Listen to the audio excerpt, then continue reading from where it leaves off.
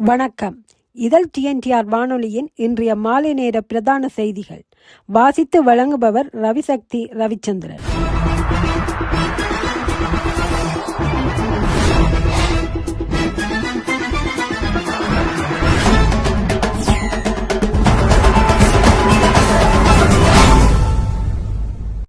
இறுதிப்போரில் கொல்லப்பட்டவர்களை நினைவு கூறும் வகையில் சர்வதேச மன்னிப்பு சபையின் உத்தியோகபூர்வ எக்ஸ் தள பக்கத்தில் கூறப்பட்டிருப்பதாவது: இலங்கையில் இடம்பெற்ற ஆயுத மோதல் முடிவுக்கு கொண்டுவரப்பட்டு இன்றுடன் 17 ஆண்டுகள் நிறைவடைகின்றன.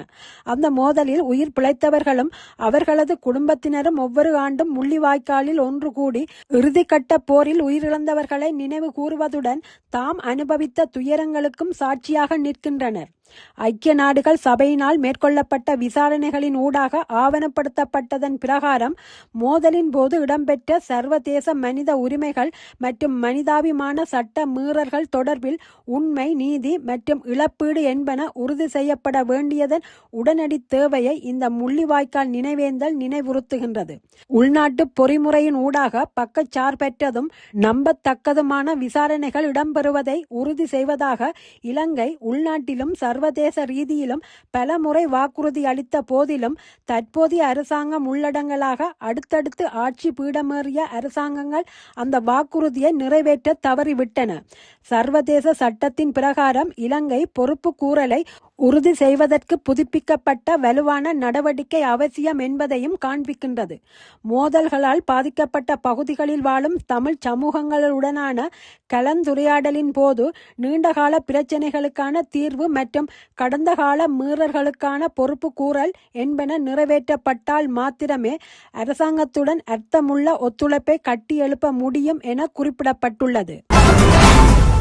உலகளாவிய ரீதியில் நிலவும் போர் மற்றும் நிச்சயமற்ற சூழலால் இலங்கை மீண்டும் ஒரு அபாயகரமான நிலைமையை எதிர்நோக்கியுள்ளதாக மத்திய வங்கி ஆளுநர் கலாநிதி நந்தலால் வீரசிங்க எச்சரித்துள்ளார்.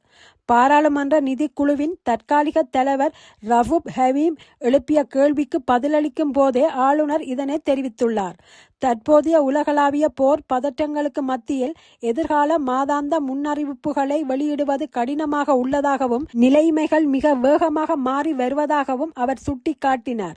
இந்தியாவை காட்டிலும் இலங்கைக்கு இந்த அச்சுறுத்தல் அதிகம் என்பதை விளக்கிய அவர் சில முக்கிய தகவல்களை பகிர்ந்து கொண்டார்.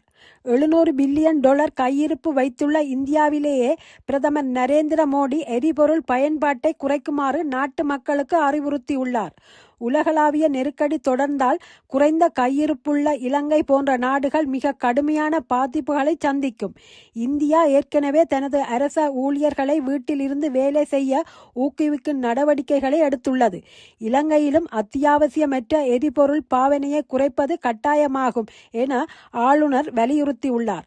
இது தொடர்பாக பேசிய நிதிக்குழுவின் தலைவர் ரவூப் ஹக்கீம், இந்தியாவை போன்று இலங்கையிலும் அரச ஊழியர்களை வீட்டிலிருந்து வேலை செய்ய அனுமதிப்பது குறித்து நிதி அமைச்சு அவசரமாக கவனம் செலுத்த வேண்டும் என தெரிவித்தார். உலகளாவிய நிச்சயமற்ற தன்மை தொடருமானால் இலங்கை மீண்டும் ஒரு பொருளாதார நெருக்கடிக்குள் தள்ளப்படலாம் என்பதால் மக்கள் மற்றும் அரசாங்கம் மிகுந்த அவதானத்துடன் செயற்பட வேண்டும் என எச்சரிக்கப்பட்டுள்ளது. இறந்தவர்களால் நீதிக்காக குரல் எழுப்ப முடியாது. அவர்களுக்காக அதை செய்வது உயிருடன் இருப்பவர்களின் கடமையாகும் என பிரித்தானிய பாராளுமன்ற உறுப்பினர் உமா குமாரன் வலியுறுத்தி உள்ளார். 2009ஆம் ஆண்டு போர் முடிவுக்கு கொண்டுவரப்பட்டு நேற்றுடன் 17 ஆண்டுகள் நிறைவடைந்த நிலையில் இது குறித்து உமா குமாரனால் வெளியிடப்பட்டிருக்கும் அறிக்கையில் மேலும் குறிப்பிடப்பட்டிருப்பதாவது: மே 18ஆம் நாள் முள்ளிவாய்க்கால் இனப்படுகொலை நினைவு கூறப்படுகின்றது. இலங்கையில் இறுதிக்கட்ட போரின் போது இராணுவத்தினரால் நடாத்தப்பட்ட தாக்குதலில் கொல்லப்பட்ட ஆயிரக்கணக்கான தமிழர்களை 17 ஆண்டுகளின் பின்னர் நினைவு கூறுகின்றோம். போரிலிருந்து தப்பி பிழைத்தவர்கள் மற்றும் அவர்களது குடும்பங்களின் வலியும் வேதனையும் இப்போதும் தொடர்கின்றது. இது உலகளாவிய ரீதியில் பிறந்து வாழும் புலம்பெயர் தமிழர்களின் மனதில் ஆழமாக பதிந்திருக்கின்றது. குழந்தைகளின் எலும்புக்கூடுகள் உள்ளடங்கலாக மனித எச்சங்கள் கண்டெடுக்கப்பட்ட செம்மணி சிந்து பாத்தி மனித புதைகுழியானது தமிழ் மக்களுக்கு எதிராக நிகழ்த்தப்பட்ட மனிதாபிமானமற்ற மீறல்களை நினைவூட்டுகின்றது. ஒவ்வொரு ஆண்டும் கடந்து செல்லும் போது பொறுப்பு கூறலுக்கான எமது குரல்கள் முன்பு போன்றதை விட மிக வலுவாக ஓங்கி ஒலிக்கின்றது. நிலையான அமைதி மற்றும் நல்லிணக்கத்தை கட்டியெழுப்புவதற்கு உண்மையையும் நீதியையும் உறுதிப்படுத்த வேண்டியது அவசியமாகும். எனினும் இன்னும் மௌனமும் தண்டனைகளிலிருந்து விடுபடும் போக்குமே தொடர்கின்றது. இவ்வாறானதொரு பின்னணியில் இத்தகைய மீறல்கள் மீண்டும் நிகழாத அமைதியான எதிர்காலத்தை கட்டியெழுப்ப வேண்டும். அதேபோன்று மீறல்களிலிருந்து உயிர் பிழைத்தவர்களின் கதைகள் மௌனமாக்கப்படாமல் இருப்பதை உறுதி செய்வோம். இறந்தவர்களால் நீதிக்காக குரல் எழுப்ப முடியாது. அவர்களுக்காக அதனை செய்வது உயிருடன் இருப்பவர்களின் கடமையாகும் என வலியுறுத்தியுள்ளார். கொழும்பு வெள்ளவத்தை கடற்கரையில் நேற்றைய தினம் இறுதிக்கட்ட போரின் போது உயிரிழந்தவர்களை நினைவு கூர்ந்து சிவில் சமூக செயற்பாட்டாளர்களால் அமைதியான முறையில் நினைவேந்தல் அனுஷ்டிப்பு நிகழ்வு முன்னெடுக்கப்பட்டது. அத்துடன் கொழும்பு கோட்டை புகையிரத நிலையத்திற்கு முன்னால் நேற்றைய தினம் காலை முள்ளிவாய்க்கால் கஞ்சி பரிமாறப்பட்டது. இதனைத் தொடர்ந்து வெள்ளவத்தை கடற்கரையில் மாலை இடம்பெற்ற நினைவேந்தல் நிகழ்வுக்கு எதிர்ப்பு தெரிவித்து சிங்கள ராவய அமைப்பின் ஆதரவாளர்கள் இந்த நினைவேந்தல் நிகழ்வானது பயங்கரவாதத்தை ஊக்குவிக்கும் செயல் என கூறி கடும் எதிர்ப்பை வெளியிட்டதுடன் கோஷம் எழுப்பி தகாத சைகைகளினால் தங்களது எதிர்ப்பை வெளிப்படுத்தினர். இதனால் இங்கு பதற்றம் ஏற்பட்டது. வெள்ளவத்தை கடற்கரை பகுதியில் பதற்றம் ஏற்பட்டதை தொடர்ந்து அங்கு மேலதிக காவல்துறையினர் மற்றும் கலக தடுப்பு பிரிவினர் வரவழைக்கப்பட்டனர். அமைதியான முறையில் நினைவேந்தல் உரிமையை பயன்படுத்தி நிகழ்வை நடத்திய சிவில் சமூகத்தினருக்கு இடையூறு விளைவித்தலையும் சட்டம் ஒழுங்கு சீர்குலைவதை தடுக்கும் பொருட்டு காவல்துறையினர் அதிரடி நடவடிக்கை எடுத்தனர். நினைவேந்தலில் ஈடுபட்டவர்களை அச்சுறுத்தி வன்முறையை தூண்டும் வகையில் சிங்கள ராவய அமைப்பின் ஆதரவாளர்களை அங்கிருந்து உடனடியாக கலைந்து செல்லுமாறு காவல்துறையினர் அறிவுறுத்தினர். காவல்துறையின் கடுமையான எச்சரிக்கையை அடுத்து எதிர்ப்பாளர்கள் அங்கிருந்து கலைந்து சென்றனர். இந்த சம்பவத்தால் வெள்ளவத்தை கடற்கரை பகுதியில் பெரும் பரபரப்பான சூழல் நிலவியமை குறிப்பிடத்தக்கது. சீன அதிபர் ஜி ஜின்பிங்கை ரஷ்ய அதிபர் விளாடிமிர் புடின் பெய்ஜிங்கில் சந்திக்கவிருக்கின்றார். இந்த நிலையில் தங்களது சரக்கு கப்பல்களில் ஒன்றை ரஷ்ய ட்ரோன் தாக்கியதாக கூறப்படும் குற்றச்சாட்டுகளை சீனா நிராகரித்துள்ளது. உக்ரைனிய கடற்படை கருங்கடலில் சீன சரக்கு கப்பலான KSL டேகாம் மீது ரஷ்யாவின் ஹாமெட் ட்ரோன் தாக்கியதாக உக்ரைன் திங்களன்று தெரிவித்தது. கூறப்படும் தாக்குதலுக்கு பிறகு கப்பலின் மேல் தளத்தில் ஒரு பகுதி கருத்து போயிருப்பதை காட்டும் புகைப்படத்தை உக்ரைனிய கடற்படை வெளியிட்டது.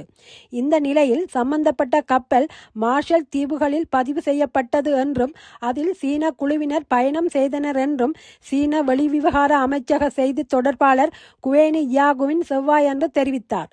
அது மட்டுமன்றி உக்ரைனில் உள்ள சீன தூதரகம் சீன குழுவினருடன் தொடர்பில் இருந்து எந்த உயிரிழப்பும் ஏற்படவில்லை என்பதையும் உறுதி படுத்தியது.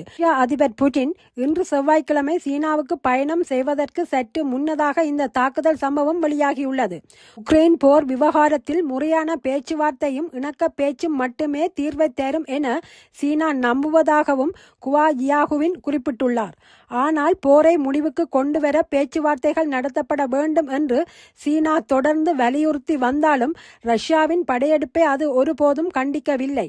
மேலும் சர்வதேச அளவில் தனிமைப்படுத்தப்பட்டுள்ள ரஷ்யாவிற்கு வருவாய் மற்றும் இரட்டை பயன்பாட்டு பொருட்களுக்கான மிக முக்கியமான ஆதாரமாகவும் சீனா திகழ்கின்றது என்பது குறிப்பிடத்தக்கது. ரஷ்யாவும் பெலாரஸும் இணைந்து நேற்று திங்கட்கிழமை கூட்டு இராணுவ பயிற்சிகளை தொடங்கியுள்ளன. உக்ரைனுக்கு எதிரான சண்டையில் தொடர்ந்து ரஷ்யா கூட்டு இராணுவ பயிற்சியில் ஈடுபட்டுள்ளது. ஐரோப்பிய நாடான பெலாரஸும் இணைந்துள்ளது.